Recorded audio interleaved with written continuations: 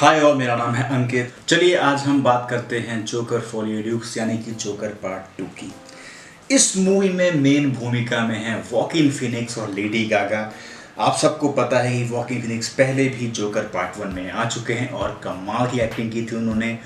उस मूवी का कलेक्शन भी काफ़ी अच्छा था और पब्लिक की जो रिव्यूज़ थे उस मूवी को लेकर, जो क्रिटिक्स ने उसको रिव्यू किया था वो कमाल का था। आई थिंक कहीं ना कहीं ये टॉड फिलिप्स को इसीलिए लगा था कि उन्हें इसका सेकेंड पार्ट लेके आना चाहिए। ये भी हो सकता है कि पार्ट 1 बनने के टाइम ही वॉकिंग फिनिक्स का कॉन्ट्रैक्ट 2 मूवी के लिए सेटअप किया गया हो। बट मैं इस मूवी को देखने के बाद ये कहना चाहता हूँ कि ये मूवी कहीं ना कहीं मुझे सेटिस्फाई नहीं कर पाई है। उसका रीज़न है, मैं कहानी पे आऊँगा, मैं प्रेमाइस पे आऊँगा, बट मैं एक जोकर फैन रहा हूँ लेकिन बहुत पहले से नहीं। जब मैंने क्रिस्टोफर नोलन की डार्क नाइट देखी, मैंने हीथ लेजर का काम देखा, मैं जोकर को पसंद करने लगा, उसके एटीट्यूड को, उसकी फिलॉसफी को। इवन दो वो एक इविल कैरेक्टर है बट अगेन उसकी अपनी एक फ़ैन फॉलोइंग है। तो जैसा कि हमने देखा है क्रिस्टोफर नोलन की बैटमैन डार्क नाइट में कि जोकर एक बहुत ही केओटिक कैरेक्टर है। वो केओस मचाता है, वो लोगों को मारता है, वो प्योर इविल है। और कहीं ना कहीं हमारे अंदर एक इमेज है कि जोकर को मारना, जोकर को हराना इतना आसान नहीं है।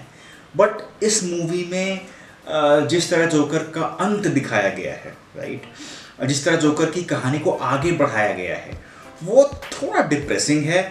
मुझे लगा था कि पार्ट 1 जहाँ पे ख़त्म होती है, जहाँ पे वॉकिंग फिनिक्स का जो कैरेक्टर है आर्थर फ्लेक, जब वो जोकर के पर्सोना को अडेप्ट करना शुरू करता है, तो मुझे लगा था कि अब जो नेक्स्ट पार्ट इसकी आएगी, जो सीक्वल आएगी, उसमें हम फुल ऑन जोकर जो तबाही मचाता है गॉथम में वो देखने को मिलेगा। बट इस मूवी में ऐसा कुछ भी नहीं है। अब बात करते हैं प्रेमाइस की। इस मूवी का प्रेमाइस बहुत सिंपल है और ये बहुत लीनियर प्लॉट में रखा गया है।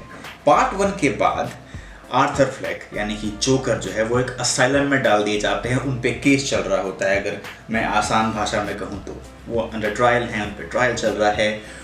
और हार्ली क्विजलर जो कैरेक्टर प्ले कर रही है लेडी गागा, राइट, वो ऑलरेडी उस असाइलम में हैं और कैसे इन दोनों में नज़दीकियाँ बढ़ती हैं, कैसे इन दोनों के बीच में केमिस्ट्री डेवलप होती है, कैसे जोकर की अपने असाइलम के बाहर एक फ़ैन फॉलोइंग बढ़ रही होती है, पब्लिक अपील बढ़ रही होती है, वो सब इस मूवी में दिखाया गया है। बट इस मूवी का प्लॉट बहुत ही बोरिंग लगा मुझे। मतलब मैं इसमें एक्साइटेड नहीं हो रहा था। मैं इसको कहीं भी देख के मुझे ऐसा लगा नहीं कि यार मुझे इस मूवी के लिए इतना वेट करना चाहिए था या इतने पैसे खर्च करने चाहिए थे। फर्स्ट हाफ सेकेंड हाफ दोनों ही बहुत बहुत बहुत ज़्यादा स्लो है और मुझे लगता है कि ये मूवी सिर्फ जो कोर जोकर फैंस हैं उनको ही पसंद आएगी। इस मूवी में एंटरटेनमेंट ज़ीरो है। हाँ, अगर आपको जोकर की कहानी जानने में इंटरेस्ट है कि जोकर पार्ट 1 के बाद पार्ट 2 में क्या हो रहा है, तो आप इस मूवी को देख सकते हैं, आप इसे एंजॉय कर सकते हैं अगर आप करना चाहें तो। अगर आप कर पाएँ तो। मैं पर्सनली इस मूवी को एंजॉय नहीं कर पाया। सबसे बुरी बात मुझे इस मूवी के बारे में ये लगी कि ये मूवी आई डोंट थिंक कि इसके बाद कोई जोकर 3 आएगी। जिस तरह इसकी कहानी को दिखाया गया है, मुझे लगता है कि कहीं ना कहीं जोकर का जो फैन बेस अभी बन रहा था पार्ट 1 के बाद, उसे बहुत ही भूखा छोड़ दिया गया है इस मूवी में। क्रिटिक्स शायद इस मूवी को अच्छी कहे, शायद बुरी कहे, but as a movie buff जो कि मूवी जाता है एंटरटेनमेंट के लिए भी, मैसेजेस के लिए भी, और in general just to enjoy the process of film making, वो देखने के लिए भी, मुझे इस मूवी में ऐसा कुछ भी नहीं मिला।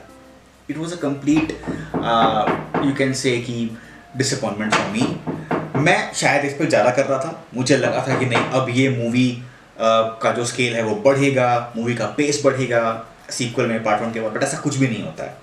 तो मेरे हिसाब से जोकर पार्ट 2 बहुत से लोगों को पसंद नहीं आएगी। जो जोकर के हार्डकोर फैंस हैं वो जाएं इस मूवी को देखें, बट जो हार्डकोर फैंस नहीं हैं, जो जोकर को थोड़े केओटिक मोड में पसंद करते हैं, उन्हें यहाँ पर डिसअपॉइंटमेंट मिलने वाला है।